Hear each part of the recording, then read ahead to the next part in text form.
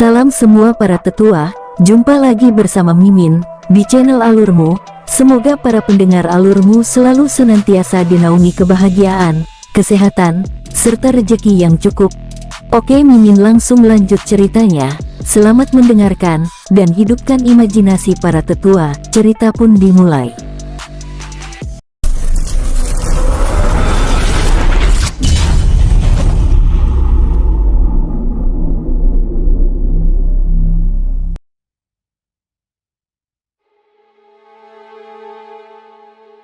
Tuan-tuan, persaingan di dalam menara harta sangat brutal.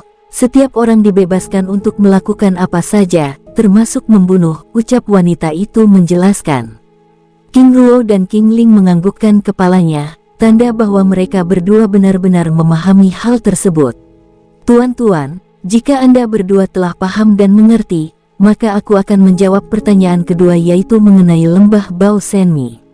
Disebut dengan lembah Bao Senmi karena tempat tersebut terletak di lembah terlarang yang ada di wilayah klan Lin. Informasi yang kami peroleh bahwa Bao Senmi ini tidak ubahnya dengan dunia mistis yang diciptakan oleh leluhur bela diri Lindong, yang sekarang sudah menjadi Mahadewa dahsyat, yang sekarang berada di alam abadi. Dunia mistis Bao Senmi memiliki aura kekuatan langit dan bumi yang sangat padat, sehingga tidak mengherankan di tempat itu terdapat berbagai macam jenis harta, hingga sumber daya tingkat tinggi lainnya. King Ruo dan King Ling tampak terlihat senang. Tuan-tuan, perlu Anda berdua ketahui bahwa tempat seperti itu juga memiliki bahaya tingkat tinggi. Sehingga mereka yang dapat memasukinya adalah para kultivator tingkat dewa biasa hingga dewa tingkat langit. Tuan-tuan, ada cara untuk mendapatkan lencana giok hitam secara gratis, tapi dengan satu syarat, yaitu menikahi para gadis yang ada di keluarga klan Lin. Dengan tenang King Ruo menggelengkan kepalanya. Nyonya, aku sudah punya istri, bahkan aku juga sudah punya 2 putra. Oh, tuan yang satunya, ucap King Lin sambil menatap ke arah King Ruo. Nyonya, aku juga sudah punya 2 putra, sambil tersenyum kecil. Nyonya, jika boleh kami tahu, mengapa bisa demikian? Tanya King Ruo dengan penasaran. Tuan-tuan, lembah Bao Senmi ada di wilayah terlarang klan Lin.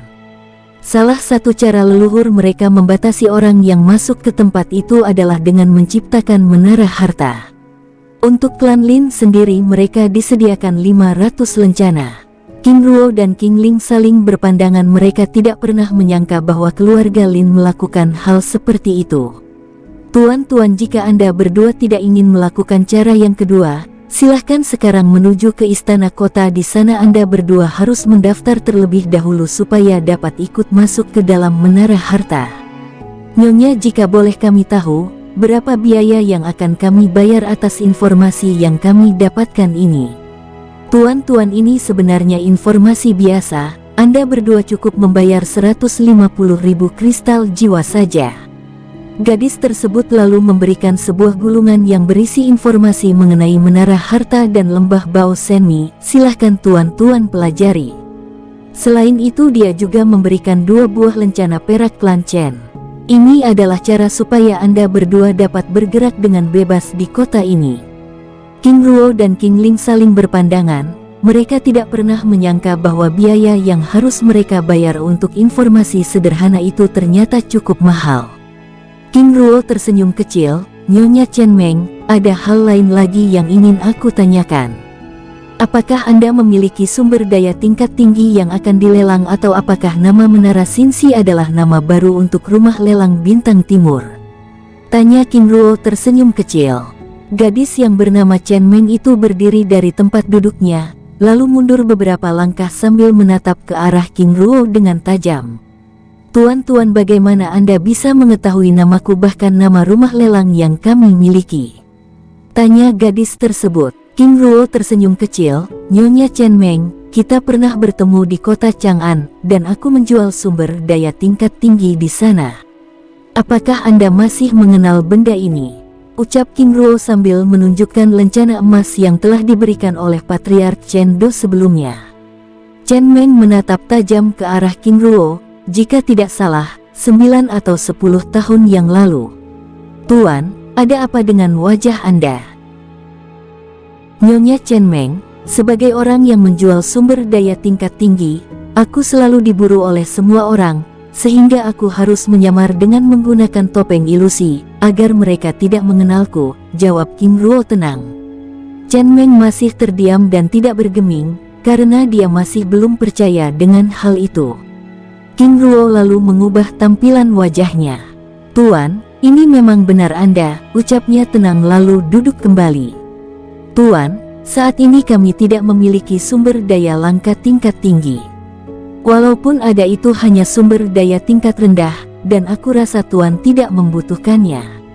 Tuan, perlu Anda ketahui bahwa nama Xinxi, itu adalah ideku, dan itu terinspirasi dari kehadiran Anda yang begitu misterius, ucap sang gadis. Maksud Nyonya Chen Meng, tanya King Ruo. Tuan, beberapa tahun silam, sejak Anda melelang sumber daya tingkat tinggi di rumah lelang kami menjadi begitu terkenal, sehingga terus didatangi oleh para kultivator tingkat tinggi yang ingin mendapatkan buah tersebut, tetapi kami kehilangan informasi mengenai Anda. Para kultivator tersebut selalu berdatangan dan mereka berani membayar informasi mengenai keberadaan Anda. Lalu aku berpikir bahwa informasi juga sesuatu yang dapat dijual, lalu saat itu, aku mendirikan menara Xinxi yang berarti menara formasi, ucap sang gadis menjelaskan. King Ruo dan King Ling saling berpandangan. Mereka berdua tidak pernah berpikir bahwa hal-hal sederhana seperti itu dapat menjadi sesuatu yang luar biasa. Tuan, jika boleh aku bertanya, apakah Tuan memiliki beberapa buah yang dapat Anda jual pada kami? Jika demikian, berapa banyak yang Nyonya perlukan? Ucap tanya King Ruo. Tuan, seberapa banyak yang Tuan memiliki? Sambil berdiri, Nyonya Chen Meng, saat ini aku hanya memiliki 10 buah saja, jika Nyonya mau, aku dapat menjualnya pada Nyonya, ucap King Ruo sambil mengeluarkan 10 buah-buahan abadi. Chen Meng menatap buah itu dengan mata lebar. Dia tidak pernah menyangka bahwa dia akan melihat buah itu lagi. Tuan, sebelumnya beberapa bulan yang lalu aku mendapatkan informasi dari manajer Chen Qin di kota Jixian dan mengatakan bahwa seseorang menggunakan lencana emas dan mengambil semua sumber daya yang ada di rumah lelang dan menukarnya dengan 7 apel emas abadi. Aku tidak pernah menyangka bahwa itu benar-benar Anda, ucapnya senang. Chen Meng terlihat begitu senang bahkan sesekali matanya menatap buah-buahan abadi yang berada di atas meja, lalu meletakkan sebuah cincin penyimpanan yang berisi 70 juta kristal jiwa, 2 buah lencana perak klan Chen dan 2 buah lencana giok hitam. Tuan, ini untuk Anda berdua, ucap Chen Meng. Nyonya Chen Meng, bagaimana bisa Anda miliki lencana giok hitam, sedangkan menara harta klan Lin masih belum dibuka, tanya King Ruo penasaran. Tuan, menara Xinxi memiliki jaringan yang cukup kuat dan kami bisa melakukan apa saja, jawabnya senang sambil tersenyum kecil. Jika demikian aku tidak akan segan, ucap King Ruo sambil meraih semua benda yang ada di atas meja dan menyimpannya. Tuan, apakah Anda tidak ingin mengecek isi cincin penyimpanan tersebut? Tanya Chen Meng. Nyonya Chen Meng, aku percaya Anda tidak akan menipuku, ucap King Ruo tenang. Chen Meng tersenyum senang, walaupun demikian dia tetap memberi penjelasan. Tuan, di dalam cincin penyimpanan itu terdapat 70 juta kristal jiwa. Aku menilai harga per buahnya dengan harga dasar lelang 7 juta kristal jiwa. Sebelumnya di kota Jixian harga dasar lelangnya mungkin 5 juta kristal jiwa. Itu dikarenakan dipengaruhi oleh tempat, semakin jauh jarak kita dari pusat benua teratai biru maka semakin murah harga benda tersebut, ucap Chen Meng menjelaskan. Tuan-tuan, silahkan beristirahat di penginapan Menara Xinxi, para pelayan kami akan melayani Anda dan Anda berdua juga tidak perlu repot-repot lagi untuk masuk di Menara Harta untuk berebut lencana giok hitam, ucap Chen Meng.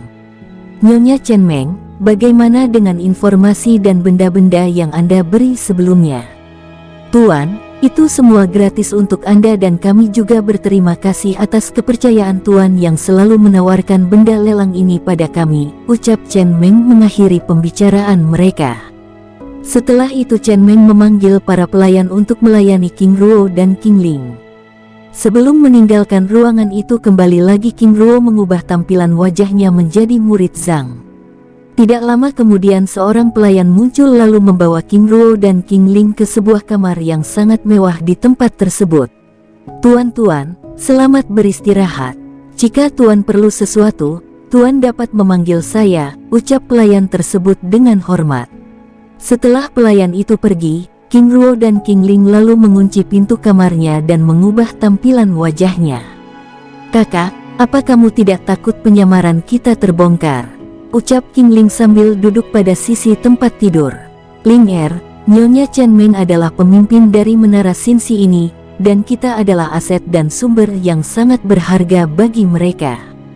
Aku yakin dia tidak akan membuka rahasia kita," ucap King Ruo sambil duduk di sisinya. "Ah," ucap King Ruo sambil merebahkan tubuhnya. "Ling aku ingin beristirahat sebentar, setelah itu ingin jalan-jalan dan menikmati kota ini." "Baiklah, aku juga ingin beristirahat," sambil merebahkan diri lalu memeluk King Ruo dengan hangat. Di tempat lain, Chen Meng di dalam ruangan terlihat mondar-mandir. Perasaannya begitu bahagia saat melihat 10 buah-buahan abadi yang masih berada di atas meja kerjanya. Tidak lama kemudian masuk seorang gadis yang membawa beberapa buah kotak giok. "Chen Yu, buat pengumuman bahwa Menara Xinxi akan mengadakan lelang 2 hari kemudian," ucapnya sambil menyerahkan kotak giok yang berisi 3 buah-buahan abadi. "Serahkan benda ini pada manajer Chen Li." "Baik Nyonya," jawab gadis yang bernama Chen Yu tersebut. Setelah Chen Yu meninggalkan ruangan tersebut, Chen Meng masih menatap 7 buah abadi yang masih tersisa di atas mejanya. "Aku akan segera naik tingkat," ucapnya senang. "Mimin geser ceritanya tetua alurmu."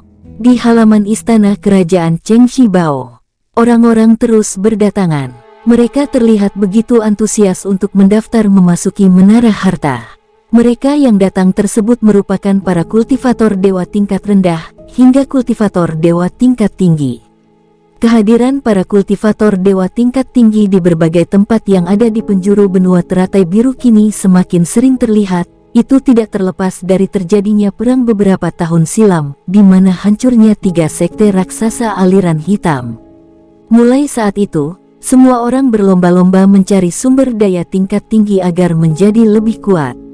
Di dalam kamar penginapan Menara Xinxi, 2 jam kemudian, King Ling terbangun. "Kakak Ruo," ucapnya saat melihat King Ruo yang duduk tenang di sisinya sambil membaca gulungan informasi yang diberikan oleh Chen Meng sebelumnya. "Ling kamu sudah bangun," ucapnya sambil merapikan rambut yang menutupi wajah King Ling. "Apa kakak sudah lama bangun?" "Barusan juga," jawab King Ruo lembut sambil meletakkan gulungan di sampingnya lalu berbaring kembali di sisi King Ling. 1 jam kemudian setelah bermalas-malasan mereka akhirnya bangun dan keluar dari kamar tersebut. "Ling mari kita jelajahi kota ini," ucap King Ruo dengan penuh semangat. 15 menit kemudian, Chen Yu melaporkan pada Chen Meng bahwa King Ruo dan King Ling telah meninggalkan ruangannya. "Chen Yu, jangan ganggu tamu agung kita. Biarkan saja. Sepertinya mereka sedang menikmati suasana kota." "Baik Nyonya," jawab Chen Yu lalu pergi. Di jalanan kota, King Ruo dan King Ling terus melangkahkan kaki sambil melihat suasana kota. "Kakak, seharusnya kota ini lebih tepat jika menjadi ibu kota Kekaisaran Qian," ucap King Ling. "Ling mengapa bisa demikian? Coba kakak perhatikan, suasana kota ini begitu indah megah dan luar biasa. Selain itu, tingkat penjagaannya juga sangat tinggi." King Ruo tersenyum kecil sambil menggelengkan kepala. "Ling hal-hal seperti itu tidak dapat menentukan apakah dia layak atau tidak menjadi ibu kota kekaisaran. Lagi pula kita juga belum pernah ke ibu kota Kekaisaran Qian, mungkin saja lebih mewah dan megah dari kota ini," jawab King Ruo. Mereka berdua terus berjalan hingga akhirnya melewati pasar yang menjual berbagai jenis sumber daya. "Ling aku ingin membeli berapa jenis sumber daya untuk membuat senjata tingkat tinggi," ucap King Ruo. Mereka berdua mengelilingi pasar tersebut dan membeli berbagai jenis sumber daya dalam jumlah yang sangat banyak. Mulai dari senjata tingkat tinggi, batu-batuan berharga, hingga berbagai jenis tanaman herbal. Selain itu, mereka juga mengunjungi berbagai jenis restoran di kota itu dan mencoba setiap makanan yang ada, serta mencari informasi dengan mendengarkan percakapan setiap pengunjung yang datang. Menjelang malam mereka berdua lalu kembali lagi ke Menara Xinxi. Di dalam kamar, King Ruo menghempaskan tubuhnya di atas tempat tidur, lalu diikuti oleh King Ling. "Kakak, pembukaan gerbang lembah Bao Chengxi masih ada 1 minggu lagi, apa yang akan kita lakukan?" "Ling aku ingin memperbaiki senjata yang kita beli di pasar sebelumnya, serta mempelajari gulungan bambu kuno yang baru saja aku beli sebelumnya," ucap King Ruo santai. Di pasar sumber daya sebelumnya, King Ruo membeli sebuah gulungan bambu sederhana yang terlihat usang dan tidak diminati oleh para pengunjung lainnya, karena dianggap benda tidak berharga. Tetapi dengan menggunakan teknik mata emas, King Ruo dapat melihat sesuatu yang sangat luar biasa, karena dari gulungan bambu sederhana tersebut, terpancar kekuatan aura kuno. Sebelum memasuki dunia jiwa, King Ruo menghubungi pelayan agar tidak mengganggu mereka selama 1 minggu itu. Di dalam dunia jiwa, King Ruo langsung menuju aula kultivasi sedangkan King Ling menuju aula kitab bela diri yang berada di sisi aula kultivasi. Di aula kultivasi, King Ruo mulai mempelajari gulungan bambu sederhana tersebut. Tampak beberapa tulisan yang ada di setiap bilahnya telah berubah, bahkan sebagian besarnya telah terhapus. Yang membuatnya begitu penasaran adalah setiap kali jarinya menyentuh bilah tersebut, keluar aura kuno yang lembut tapi tajam. "Mata emas," ucap King Ruo mengaktifkan mata emas untuk memindai tulisan yang ada di setiap bilah. Cukup lama King Ruo memindai gulungan bambu tersebut, tapi masih belum menemukan petunjuk khusus untuk memahami gulungan bambu tersebut. Sus, King Ruo melepaskan beberapa tetes kekuatan darahnya pada bilah bambu. Gulungan bambu mulai bergetar lembut. Tidak lama kemudian tulisan yang terdapat di dalam bilahnya mulai berubah menjadi sajak emas. Sus, sebuah lingkaran mantra formasi muncul. Di tengah-tengah lingkaran mantra formasi, muncul sebuah pilar emas yang terus memunculkan tulisan, Gerbang 9 Naga. King Ruo terdiam beberapa saat sambil memperhatikan setiap tulisan yang muncul di hadapannya. "Ini adalah sebuah kitab teknik yang tersegel," ucapnya sambil terus memperhatikan setiap sajak yang muncul di dalam lingkaran mantra formasi tersebut dan mempelajarinya. Di dalam pilar emas tersebut dijelaskan bahwa Gerbang 9 Naga merupakan sebuah tempat di mana naga pertama dilahirkan. Dikatakan bahwa naga pertama tersebut tercipta dari sebuah telur cahaya. Setelah telur cahaya itu menetas, lahir 9 ekor bayi naga. Walaupun terlahir dari cangkang yang sama, tetapi ke-9 ekor naga tersebut memiliki tingkatan kekuatan yang berbeda. 3 ekor naga pertama menguasai 1 elemen saja disebut naga tingkat rendah. 3 ekor naga selanjutnya menguasai 2 elemen disebut naga tingkat menengah, dan 3 naga lainnya menguasai lebih dari 1 elemen disebut naga tingkat tinggi, atau naga ilahi. Naga ilahi ditandai dengan kekuatan petir. Kitab ini lebih tepat dipelajari oleh Zilong. Selain itu, dilihat dari kekuatan yang Zilong miliki, berarti Zilong adalah naga ilahi, ucap King Ruo membatin sambil terus memperhatikan sajak emas yang muncul di dalam pilar emas tersebut. Di dalam pilar emas tersebut dijelaskan berbagai jenis seluk-beluk kekuatan yang dimiliki oleh naga. Muncul sajak yang merupakan teknik atau jurus yang digunakan oleh ras naga. Dalam sajak itu dijelaskan ada 3 jurus Dewa Naga. Pertama cakar atau tapak naga, kedua raungan naga, dan ketiga, teknik lilitan naga. Masing-masing ketiga jenis jurus itu memiliki 3 tingkatan, yaitu tingkat dasar, menengah dan puncak. Dengan tenang King Ruo mulai memusatkan perhatiannya untuk mempelajari teknik tersebut. Di tempat lain, King Ling dengan tenang terus mempelajari berbagai kitab tingkat tinggi yang ada di dalam ruangan aula kitab suci.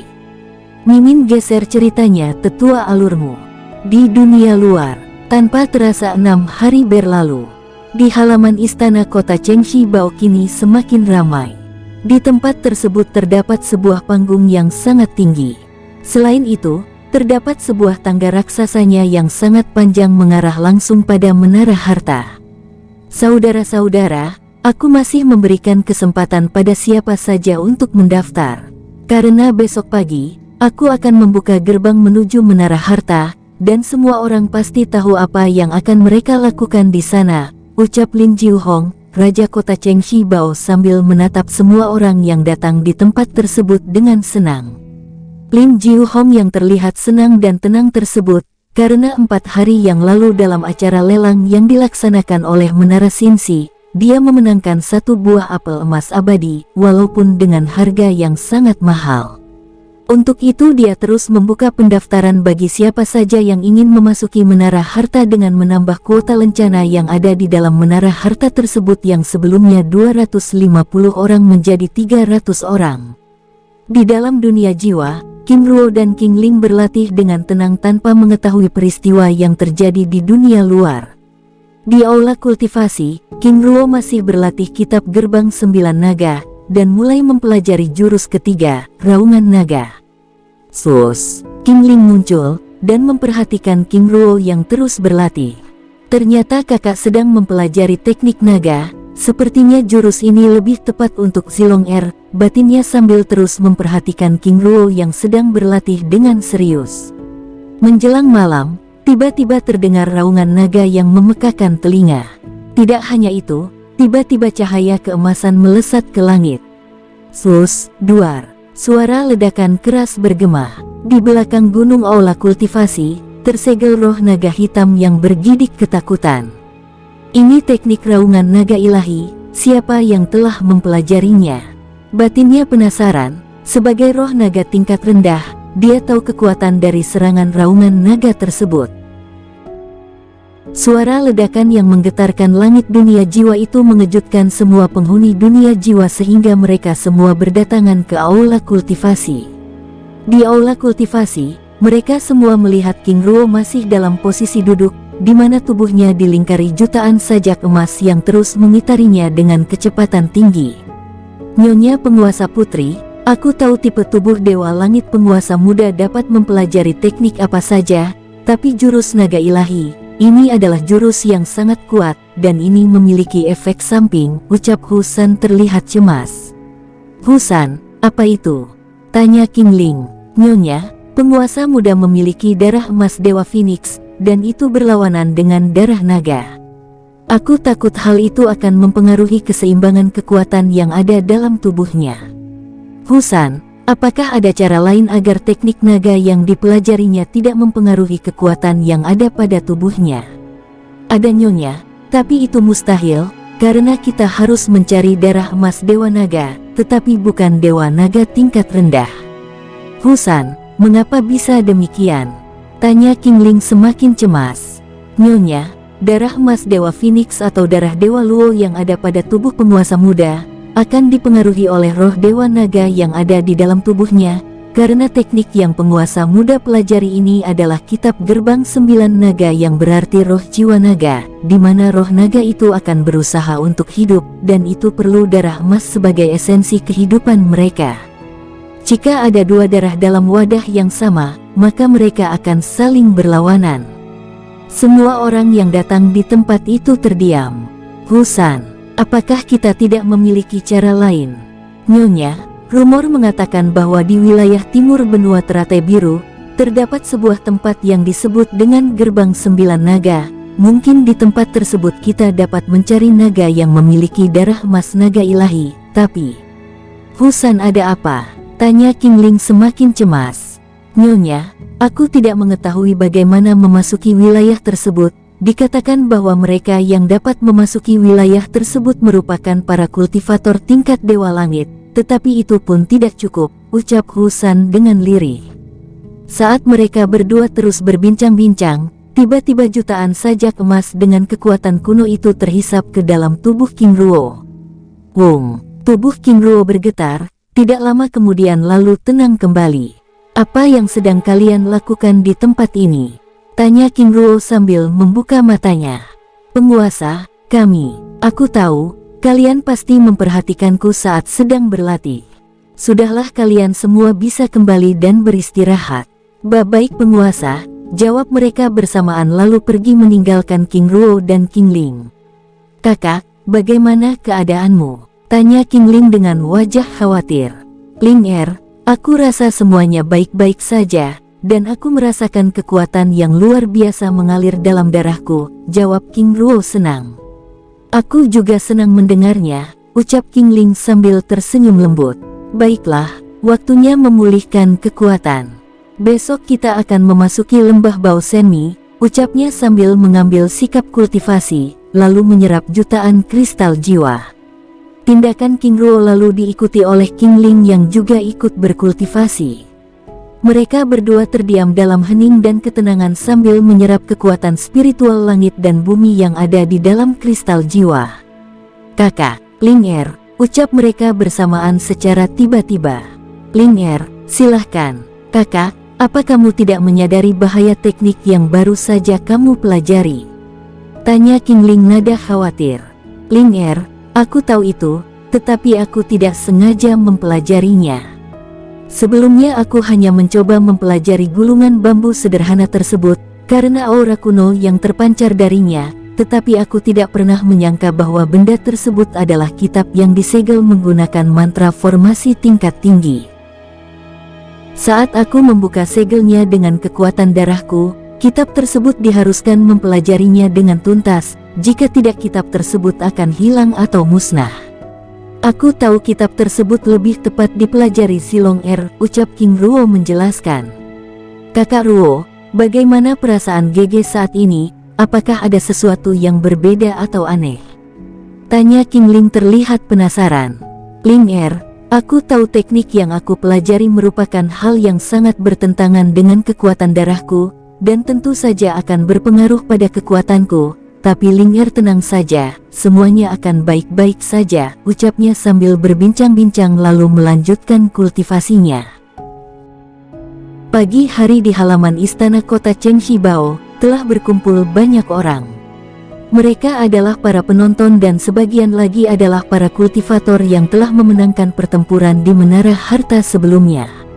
Tidak lama kemudian, muncul 500 pendekar dari pihak kerajaan yang merupakan para perwakilan dari klan Lin.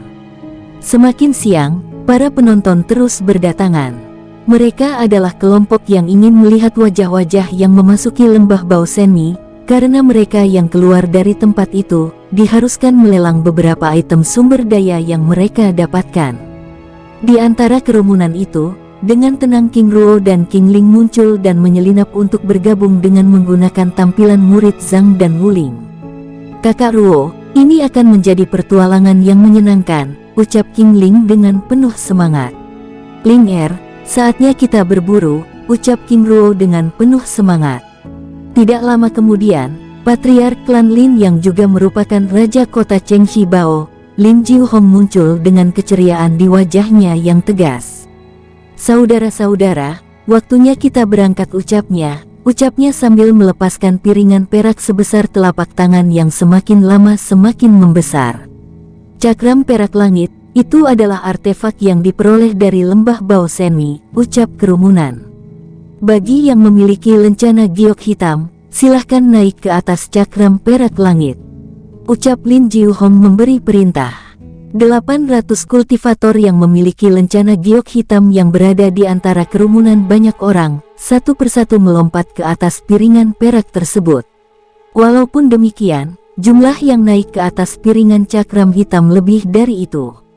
Ling ini adalah artefak pertahanan yang sangat luar biasa. Kualitasnya kurang lebih seperti armor petir langit, ucap King Ruo sambil mendarat di atas piringan perak tersebut.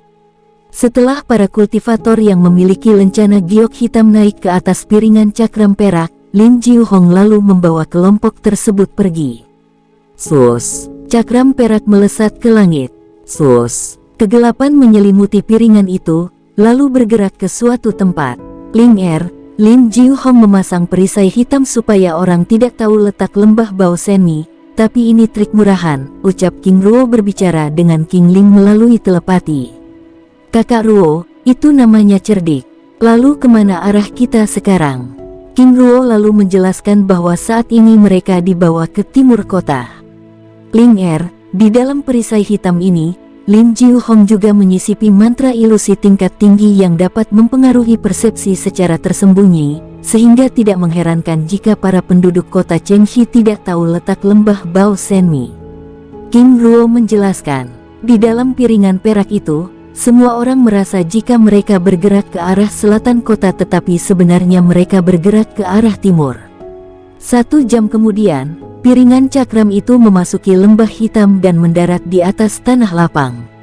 Wung, perisai hitam lenyap, tampak di hadapan semua orang sebuah benteng batu dengan gerbang hitam dan pilar raksasa dengan aura kuno.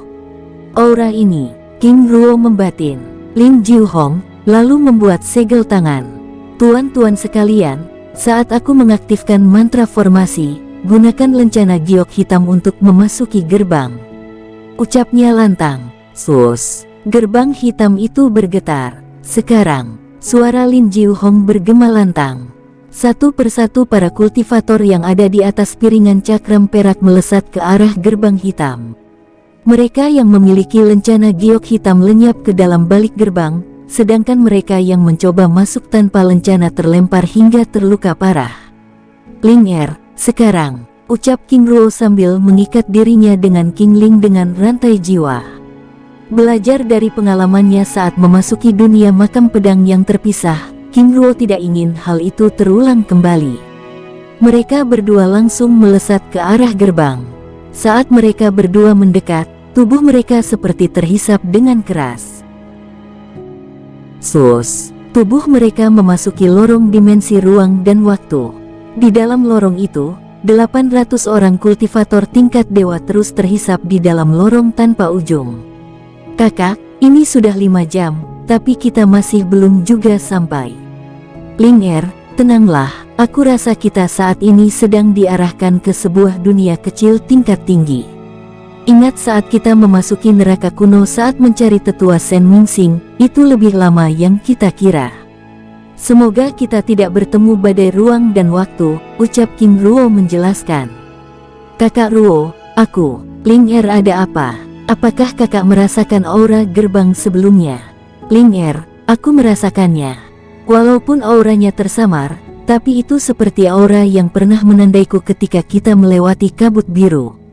King Ruo dan King Ling merasakan aura yang begitu familiar, di mana King Ruo ditandai dengan kelopak bunga teratai biru di tubuhnya.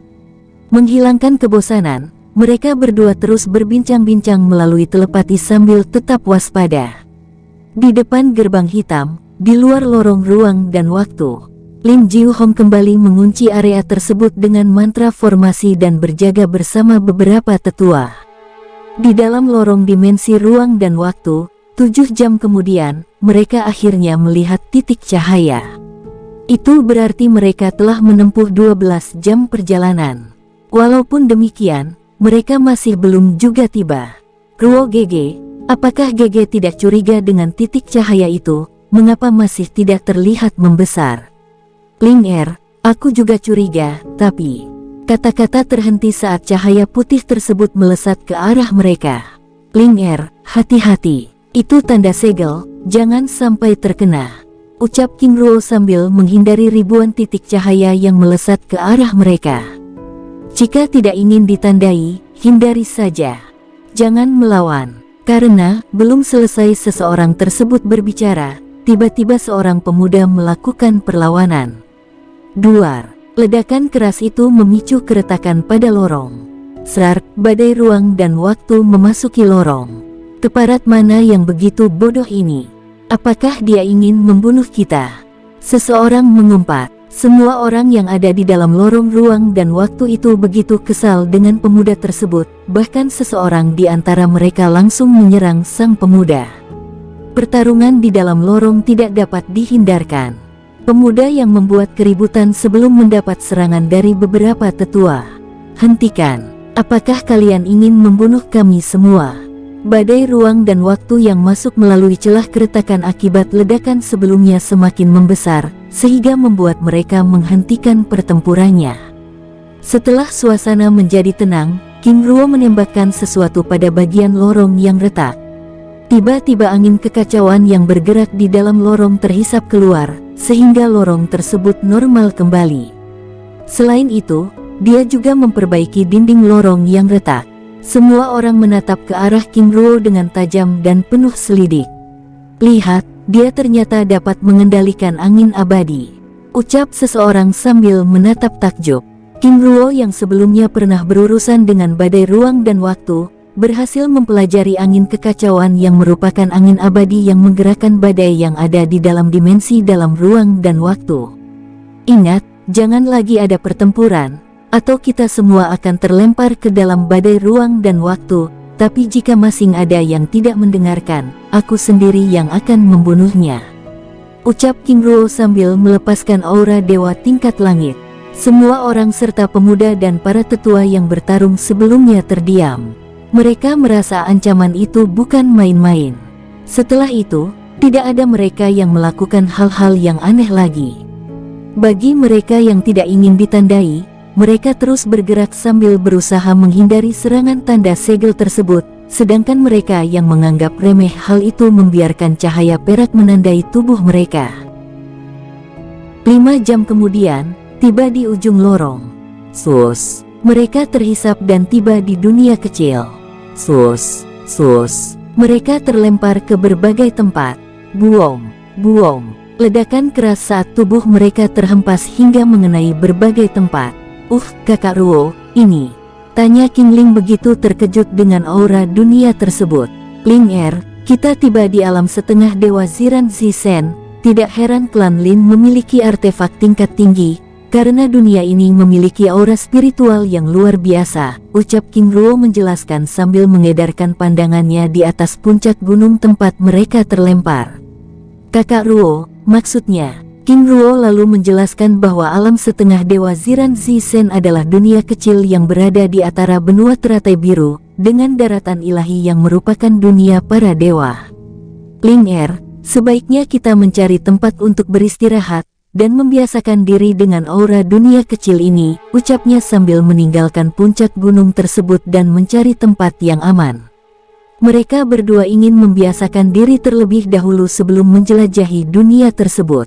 Di tempat lain, para kultivator yang memiliki tanda segel di tubuhnya, langsung ditangkap oleh para penghuni dunia tersebut tanpa dapat melakukan perlawanan, dan hanya bisa bersungut-sungut. Mereka akhirnya menyadari mengapa para kultivator tingkat tinggi lainnya tidak ingin ditandai, dan menghindari tanda cahaya perak itu sebelumnya. Alam setengah dewa Ziran Zisen adalah dunia yang kaya akan kekuatan langit dan bumi. Dunia yang sangat baik untuk para kultivator untuk berkultivasi, baik untuk meningkatkan ataupun memelihara kekuatan mereka, sehingga tidak heran dunia kecil itu dipenuhi oleh para kultivator tingkat dewa. Walaupun dunia Ziran Zisen adalah alam setengah dewa dan dunia kecil yang ada di antara perbatasan antara daratan tengah dengan daratan ilahi, tetapi tempat itu tidak memiliki gerbang yang dapat digunakan untuk pergi ke daratan ilahi. Jika mereka ingin ke daratan ilahi, mereka harus terlebih dahulu pergi ke daratan tengah.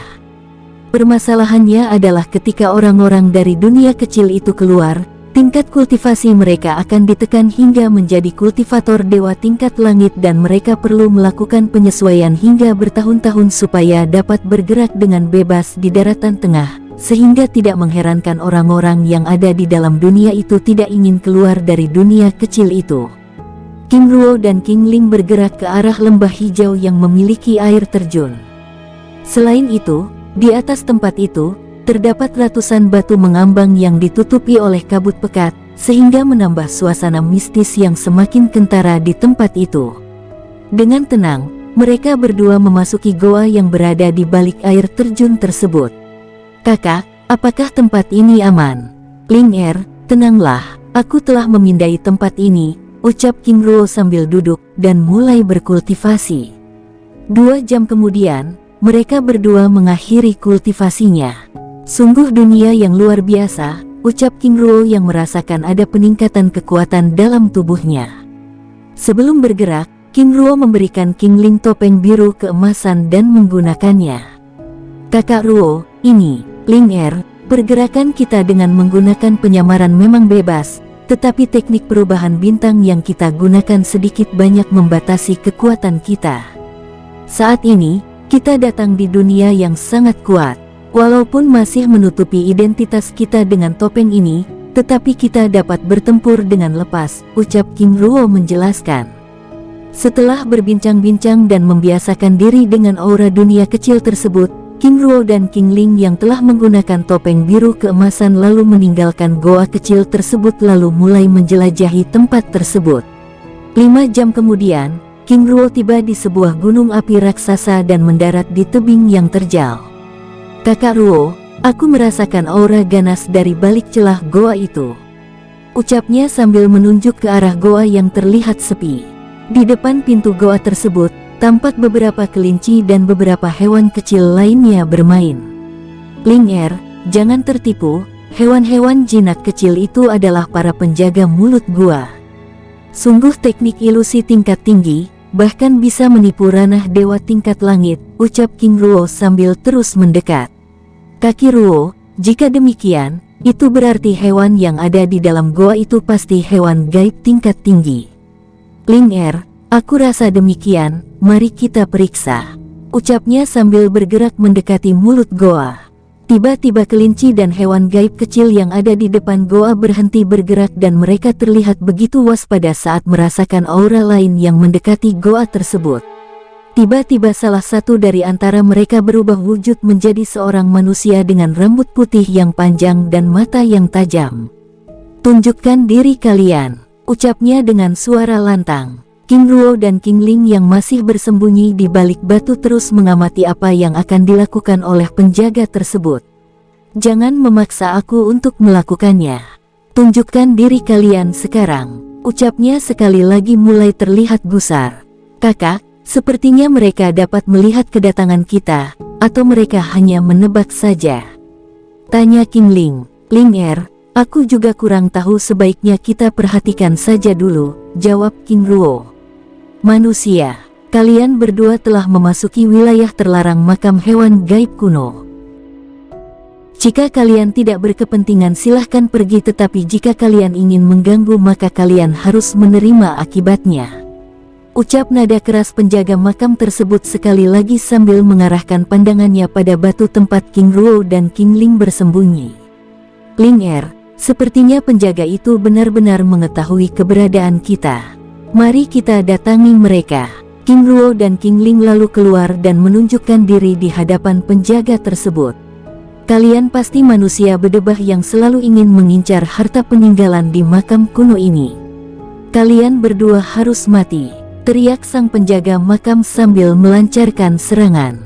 Tidak hanya itu, hewan kecil lainnya juga tiba-tiba berubah menjadi manusia dan menyerang King Ruo dan King Ling secara bersama-sama.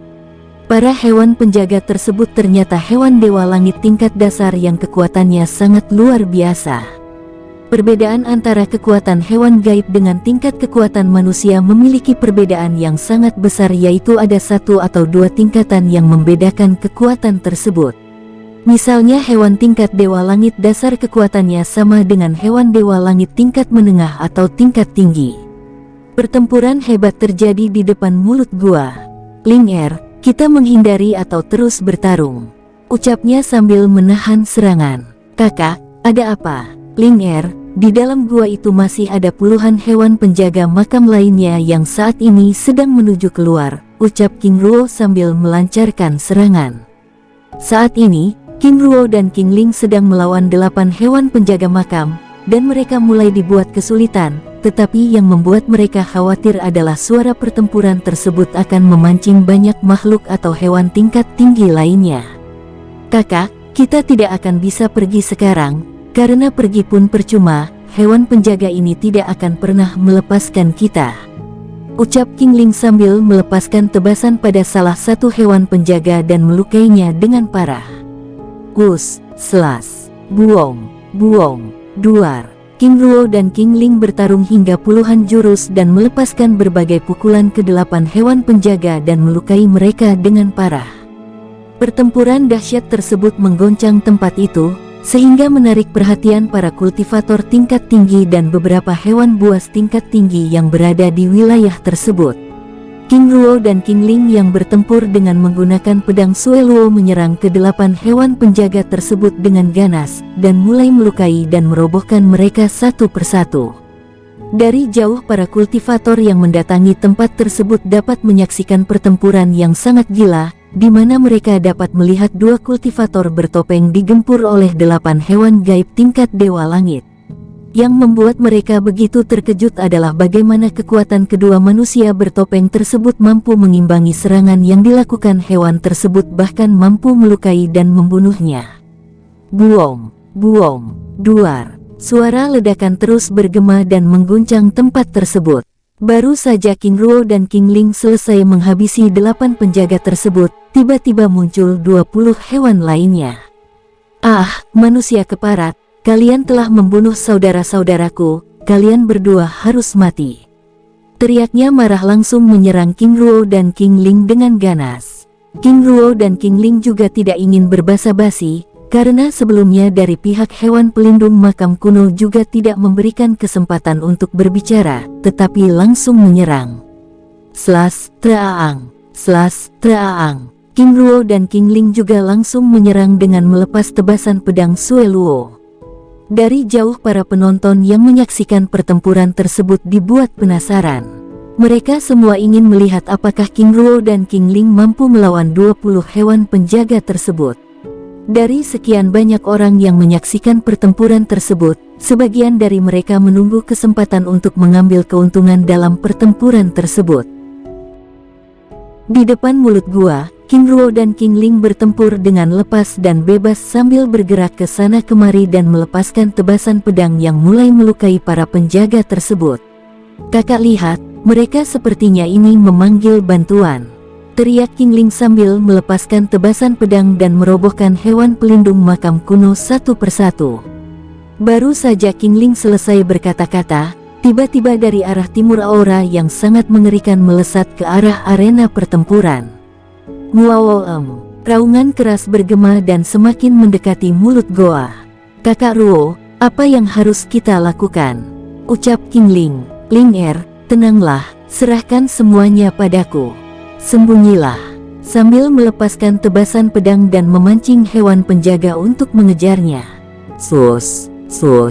King Ruo langsung bergerak ke arah selatan dan mendekati para kultivator tingkat tinggi yang sedang bersembunyi di tempat itu.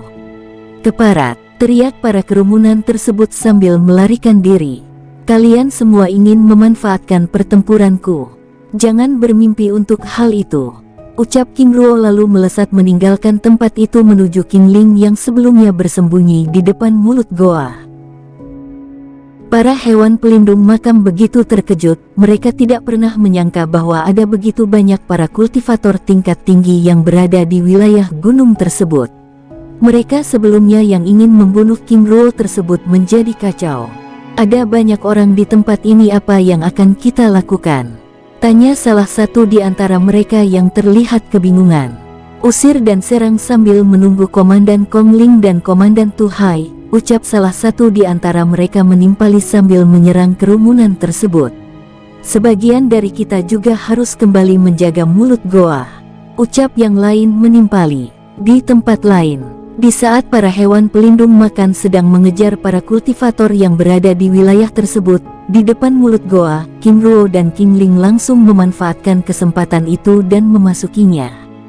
Kakak, ternyata gua ini mengarah ke dasar perut gunung, ucap King Ling sambil terus bergerak dan meningkatkan kewaspadaan. Di belakangnya, King Ruo terus melepaskan mantra formasi perlindungan dan menyegel mulut goa tersebut. Setelah berjalan sejauh 50 meter, tiba-tiba mereka dihadapkan dengan 5 lorong yang berbeda. Tahu-tahu dan keempat guai lainnya muncul. Masuk dan periksa lorong, kami akan menunggu di sini, ucap King Ruo pada kelima guai tersebut. Di dalam mulut gua, sambil menunggu para guai memeriksa lorong, King Ruo dan King Ling memulihkan tenaga mereka dan mulai menyerap jutaan kristal jiwa. Di luar goa, pertempuran semakin kacau saat 2 komandan hewan pelindung makam muncul di tempat itu dan mulai memerangi para kultivator yang ada di sekitar gunung tersebut. 20 hewan pelindung makam yang memiliki kekuatan Dewa Langit tingkat menengah, ditambah 2 komandan yang merupakan hewan dewa langit tingkat puncak membuat para kultivator manusia yang ada di tempat itu dibuat kelabakan. Di dunia setengah dewa Ziran Zisen, aturan hukum ruang dan waktu sepertinya tidak membatasi tingkat kultivasi seseorang, sehingga tidak mengherankan, tenaga yang dilepaskan oleh kultivator dewa langit puncak sama dengan kekuatan kultivator dewa surga tingkat dasar. Keparat itu, kemana mereka pergi sekarang? Tanya salah seorang pemuda mengumpat sambil mencari keberadaan King Ruo dan King Ling. Sebelumnya mereka begitu senang saat melihat King Ruo dan King Ling bertempur melawan hewan pelindung makam, bahkan mereka telah menunggu kesempatan untuk memasuki goa tersebut. Yang tidak mereka sadari ternyata King Ruo mengetahui keberadaan mereka yang sedang bersembunyi dan memanfaatkan kesempatan itu untuk mengalihkan serangan para hewan penjaga. Di luar goa, para manusia yang bersembunyi di sekitar wilayah tersebut bertarung mati-matian melawan para hewan penjaga makam dan 2 komandan, sedangkan di dalam gua, King Ruo dan King Ling dengan tenang memulihkan kekuatan mereka. Di luar goa, 20 menit kemudian suasana menjadi tenang kembali. Para hewan pelindung makam menghentikan pengejaran mereka dan membiarkan para kultivator yang berada di sekitar gunung itu melarikan diri, dan kembali menuju mulut goa dan terjaga. Jaga tempat ini, jika mereka kembali panggil aku, ucap kedua komandan hewan tersebut lalu pergi. Di depan mulut gua tersebut, 15 hewan pelindung makam yang tersisa lalu berjaga.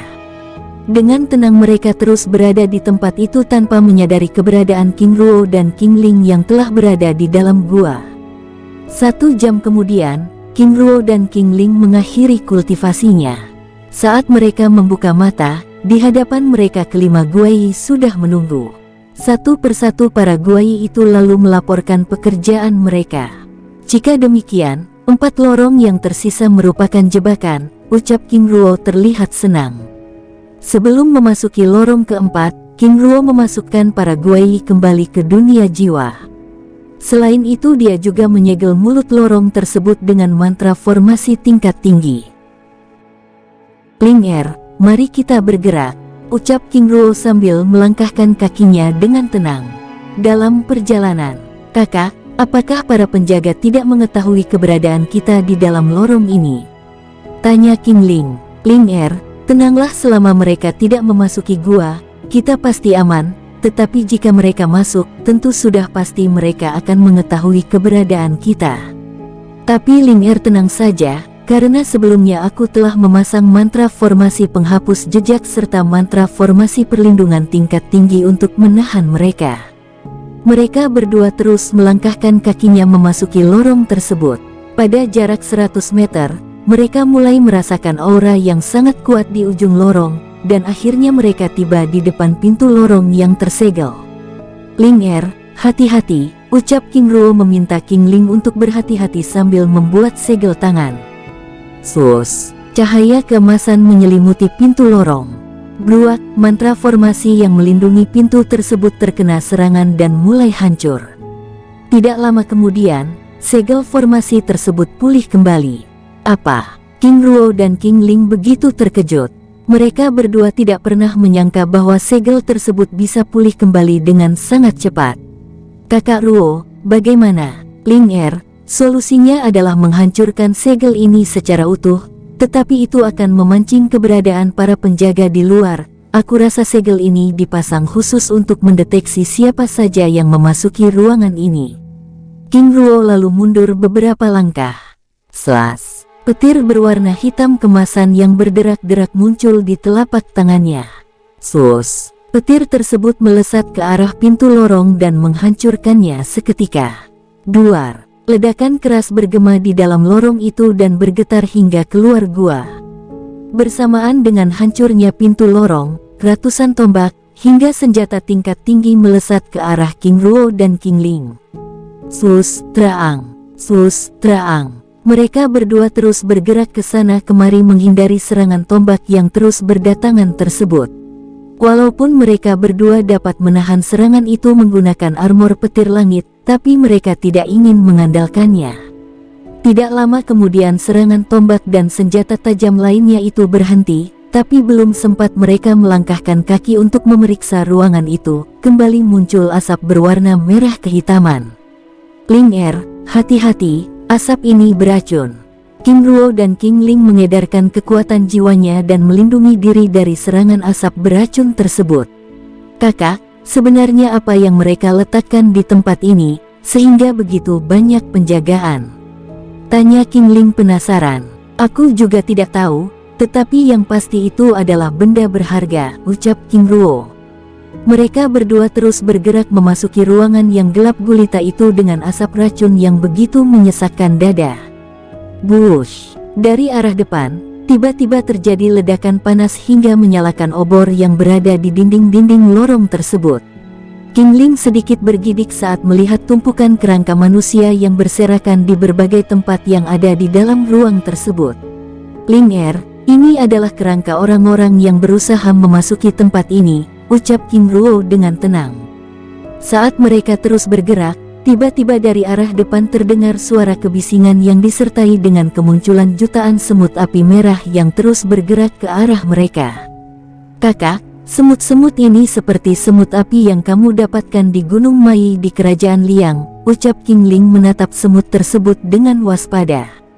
King Ruo lalu menembakkan kekuatan api biru pada kerumunan semut api tersebut, tetapi mereka terlihat biasa-biasa saja bahkan tidak meledak sekalipun. "GG, bagaimana ini?" tanya King Ling sedikit kebingungan. "Ling Er, tenanglah," ucap King Ruo sambil meminta King Ling untuk mendekat. Sus! Api putih lalu melingkupi mereka berdua. Trar, buom, buom, duar. Tubuh semut api tersebut hancur dan meledak. King Ling yang melihat hal tersebut begitu terkejut. Mereka adalah semut api yang mengandung kekuatan panas. Untuk melawannya kita menggunakan api dingin, ucap King Ruo terus bergerak. King Ling akhirnya memahami bahwa tumpukan kerangka yang berserakan di sepanjang lorong tersebut merupakan korban dari semut api tersebut. Bahkan kultivator tingkat langit pun akan mati terkena serangan semut api itu. Karena semut api tersebut tidak mati terkena serangan api panas, bahkan mereka mengkonsumsi kekuatan panas itu sendiri.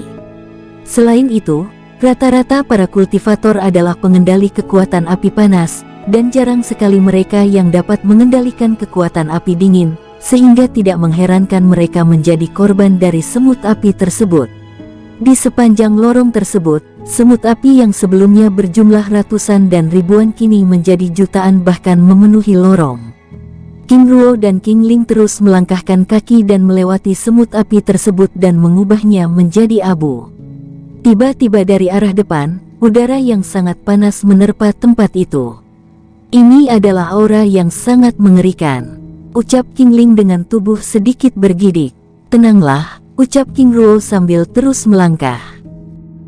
Di depan mulut goa, para hewan pelindung makam yang sedang berjaga di depan gua tersebut begitu kelabakan saat merasakan mantra formasi perlindungan pintu lorong makam dihancurkan.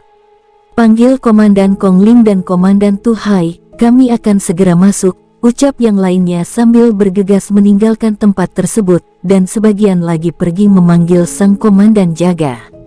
Di dalam lorong, para hewan pelindung makam yang telah berubah menjadi manusia itu begitu terkejut karena mereka harus berhadapan dengan berbagai mantra formasi tingkat tinggi yang menahan mereka untuk masuk ke dalam ruangan tersebut.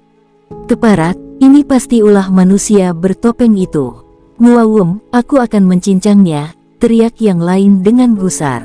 Kelima hewan pelindung makam tersebut lalu membuat segel tangan secara bersama-sama dan menciptakan serangan untuk menghancurkan mantra formasi yang menghalangi jalan mereka. Sus, buom, sus, buom, sus, duar. Serangan mereka beradu dengan mantra formasi yang diciptakan oleh King Ruo. Mengapa mantra formasi ini begitu kuat?" ucap salah satu di antara mereka mengeluh. "Terus serang, sebentar lagi kita akan menghancurkannya," ucap yang lain memberi semangat. 3 menit kemudian, mereka berhasil menghancurkan mantra formasi tersebut. Bajingan itu telah memasang mantra formasi dan melapisinya dengan berbagai mantra formasi lainnya. Setelah berhasil menghancurkan semua mantra formasi tersebut, mereka lalu memasuki ruangan itu dengan cepat. Saat mereka tiba di persimpangan lorong, mereka melihat arah yang telah dimasuki ternyata mengarah pada makam utama. "Oh tidak, manusia itu telah memasuki makam jenderal," ucap salah seorang penjaga sambil melesat masuk ke dalam lorong. "Saudara, jangan gegabah, kita harus menunggu para komandan untuk menjinakkan semut api, jika tidak kita juga akan menjadi korban," ucap yang lain mengingatkan. "Lalu apa yang akan kita lakukan? Sebelum komandan tiba, kita segel mulut lorong ini, supaya semut api itu tidak keluar dan menyerang kita." Beberapa di antara mereka lalu membuat segel tangan bersama-sama dan menciptakan mantra formasi pertahanan dan mengunci lorong gua tersebut. Di dalam goa, King Ruo dan King Ling terus memasuki goa dan tiba di sebuah ruangan yang terlihat seperti sebuah aula besar. Di tengah ruangan itu terdapat sebuah kolam yang ditumbuhi oleh ratusan teratai merah. Selain itu, pada bagian tengah kolam itu terdapat sebuah peti yang mengapung. "Kakak, ini adalah teratai langit merah, dan mungkin peti itu adalah benda utama yang dijaga oleh hewan pelindung makam tersebut. Tapi mengapa peti ini begitu tenang, bahkan tidak ada aura yang menindas sebelumnya?" tanya King Ling heran. "Ling aku juga kurang tahu," jawab King Ruo sambil menutupi tubuh King Ling dengan perisai ruang dan waktu. King Ruo tidak ingin peristiwa yang terjadi sebelumnya terulang kembali, di mana mereka tiba-tiba mendapat serangan dari ratusan tombak perak. "Ling kamu tetap waspada, jaga di sini, aku akan memeriksa peti itu," ucapnya sambil melangkah ke arah kolam kecil tersebut. Bersambung, sampai ketemu di episode selanjutnya. Semoga kalian semua selalu terhibur, dan terima kasih.